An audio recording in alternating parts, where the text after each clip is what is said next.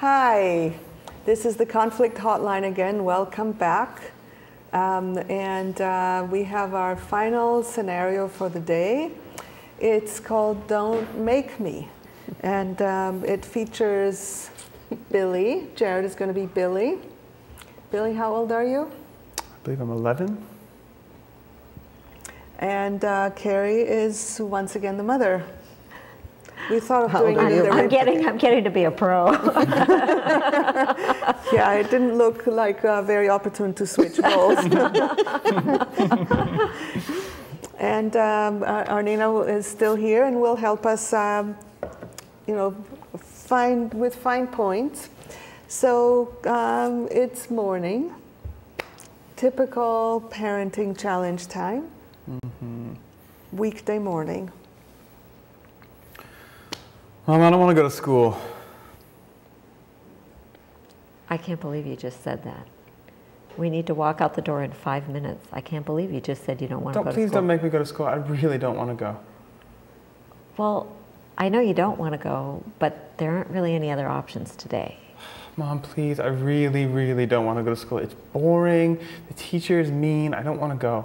You know, today, we can talk about this on the weekend, but today we just got to go. Come on, Mom, please. I can't go. I really can't go. Please don't make me. Please. Honey, it's just... Thank you.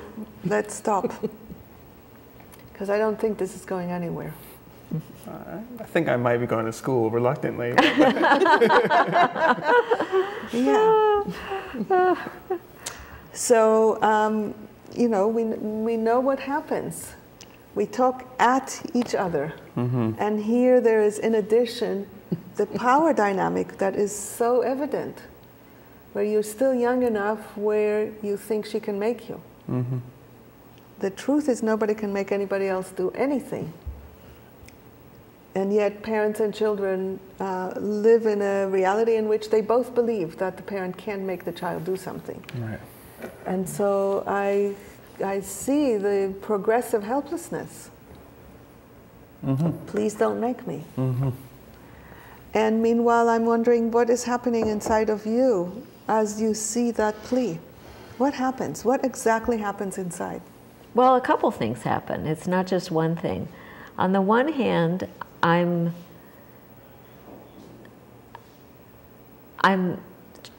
have to get to work. Yeah. And I don't want him to stay home alone. So I don't feel like I have any good choices at this moment. That's part of my pressure. And on the other hand, I do hear his anguish. I am hearing some anguish. And he doesn't know it. Yeah. Because ultimately, because you have a sense that you have no options, the only thing you communicate is that. And so he's getting progressively more desperate because he's not getting heard. And what happens inside of you as you hear her talk about she has to go to work? I didn't even hear that. I just heard no. Yeah. So what you're saying is wasted on him. Do you have any suggestions for her? First question I have not, before I have a suggestion, is have you ever talked about this at some other point in your relationships? I mean, this is not the first time it comes up, does it? I think I probably haven't, I definitely haven't wanted to go to school in the past, and we've kind of had this dance, and then Mom gets really upset, and I end up in the car, and yeah. Because when you say not today, it sounds as if some other day it is possible. Is it possible at all for you? Is it an option that you hold as possible? Yeah, I think in the way I'm thinking about it is every now and then I'm like willing to give him a free day just to get out of the routine. Okay, but I have to plan it. Okay, but this is then you give up on something. Instead of going with him and understanding what's going on for him and giving him whatever is important for you, so that you might find something else that would work without giving up. So what do you care about when you want him to go to school? Why don't you say, okay? I mean, let's say he can stay with someone. Why don't you have an okay inside of you? Say that again? Why don't you have an internal okay? What's preventing you from having a yes? About him staying home Yeah. and missing a day of school? Yeah, it's an idea. As an idea. Well, on the one hand, I understand that it can get to be a bit much day in and day out. Mm-hmm. But on the other hand, I really do, long term, if he doesn't go to school, I'm very worried about Yeah. what his future will be. Right. And right. that conversation hasn't happened. Okay. The conversation in which you really get to hear each other about what your worries are and what his anguish is. Hasn't happened. And the time to have it is not when you're at the door. Right. And this is what we like to call proactive conversations. And I call it out of the situation. Mm-hmm. Because in here you forget everything. Even if you learn NVC, you tend to forget.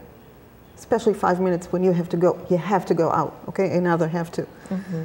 But if you have it some other time, then you can really explore what is so precious to you that becomes such a worry for his future that you're willing for his future to give up on the present. Right. Okay? Yeah, so, so what you can do in the moment is acknowledge. The level, my assessment looking at you from the outside is, although you are stressed and pressured, you have inner resources to draw on as an adult that you can summon up to just give him the acknowledgement and set up another time to talk about it. Can you do that? Yes, I can try. Should I make a stab at that? Yeah. Is that what you're asking? So say your line again. Please don't make me go to school, Mom. Please, please, please. Oh my God. Oh my God, it just kills me to hear you say that. I mean, it just breaks my heart. It kills you. I'm the one who has to go to school. Hang on a second. You didn't actually acknowledge? No, I didn't. I'm talking about you. Yeah, I just needed to do that first. I mean, it just breaks my heart when I hear you say that. And I so much want to connect with you around this. And I'm wondering if today, when I'm not trying to get out the door to go to work, if we could talk about this when we get home. Wouldn't it be easier to go to school now? A little bit, yes. Because you have some trust that this might happen. Yeah. And then it's essential for you to do it. And unfortunately, our time is running out and we can't have that conversation much as I would like to. The point in that conversation would be to really hear what it is and to be honest with him, both about your worry and about your understanding, so that you don't end up siding with the adults by default. That's a very condensed thing. So let's just see one small thing that stands out to you from the show today, like a nugget that you're taking that really resonates for you from everything. For me, it goes back to these patterns start so young. Mm-hmm. The dynamics between parents and children and mothers and sons and daughters. And so it's exciting to me to think that rethinking about what it's like when they're young can just create a lot more ease and understanding much later.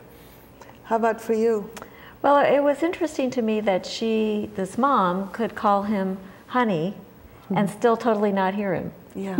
or she could hear him a little, but he couldn't let him know in any way that she heard him. So in terms of even within this context of terms of endearment, he still wasn't. Yeah. There was no sense from him that he was being heard. Yeah. And that's kind of tragic. This is when fear overtakes love. Yeah. And it rules. The honey is not false. Yeah. It's true, and then you forget. That's the tragic thing. Yeah. Anything that stands out for you from having seen us do these role plays? And how common it's everywhere. We don't need Israel or America to see this, unfortunately, in the hope that it can be different. Mm-hmm. And for me, the piece that I am holding with me is the small steps. That especially in these kinds of relationships, there's always history. because by the time you're conscious, they're already a few years. There's always history, and how deeply ingrained the history is, and how you can still create measurable difference by focusing on very, very, very small steps at a time when there's space. Mm-hmm. And that those small steps creates trust. Yes. And the trust creates the shift. Yes. Yeah. Mm-hmm. So let's rebuild trust with our mothers. And see their great intention. Mm-hmm.